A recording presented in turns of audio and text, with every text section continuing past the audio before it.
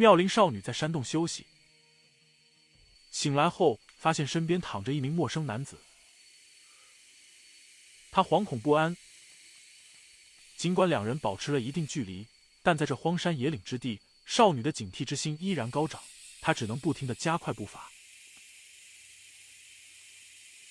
当她爬到石岩旁边时，陌生男子甚至不由分说地用手推了一下她的屁股。少女只是瞥了他一眼，便继续朝前走去。随后，他们来到了一片茂密的灌木丛，少女开始砍伐树木。陌生男子看到后，主动走到已经快断裂的树木旁，帮助少女将它们砍倒，并背到一旁。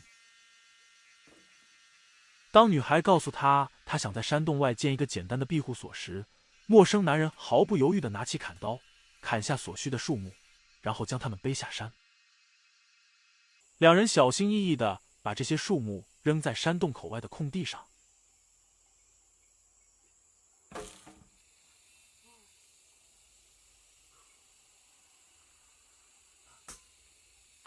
女孩在跳下空地的一瞬间，一个不慎，她的膝盖受伤了。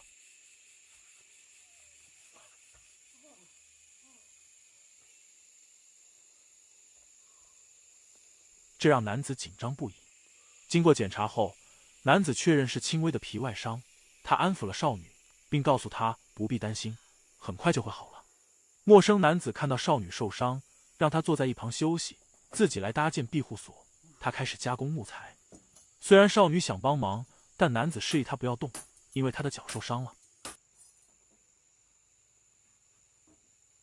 然而，当男子准备摆放木材时，少女无法坐视不管，她终于坐不住了，她上前帮忙。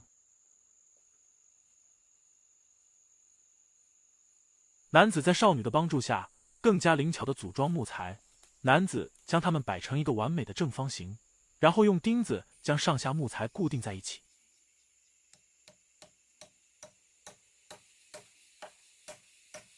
接着，他挑选出4根较粗的木头，用这些木头作为柱子，再用4根不太粗不太细的木头搭建了一个简单的房子框架。看来，男子是个有经验的房屋建造者。他灵巧的动作让房屋顶部迅速搭建完成。在此期间，少女专心编织了屋顶遮阳棚，她熟练地编织着几片草棚。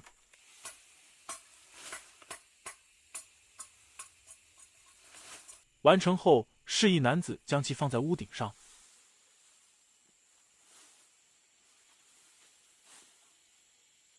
男人迅速将草棚绑牢。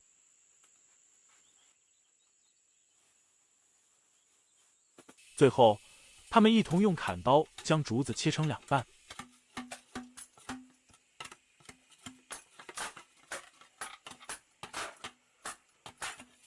用来做房子周边的围墙，不仅可以遮风挡雨，也可以防止野生动物的入侵。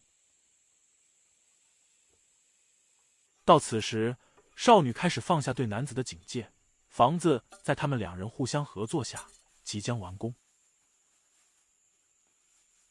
这个巨大的工程仅用了半天时间就搞定了，如果只有少女自己建造的话，看情形至少需要2天，而且还需要在山洞中度过2个晚上，相当危险。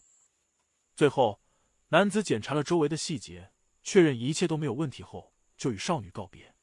男子留下了砍刀，嘱咐她要好好保护自己，并解释了自己前几天已经看到她来到这里，才会躺在她身边陪她度过一晚，同时表示他没有恶意。说完，他转身离开。少女微笑送他离开。他心情愉快地审视着这个新房子，因为他将在这个荒野中度过半个月。一天的辛劳后，少女的胃开始咕咕作响。她拿起捕鱼工具来到河边，这是她在野外的第一餐。这里的水流变幻莫测，有深有浅，最深处淹没了她的胸口。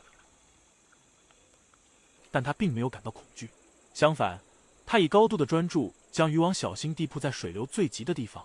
她明智地选择了这个位置，因为水流急促的地方总是聚集着更多的鱼群。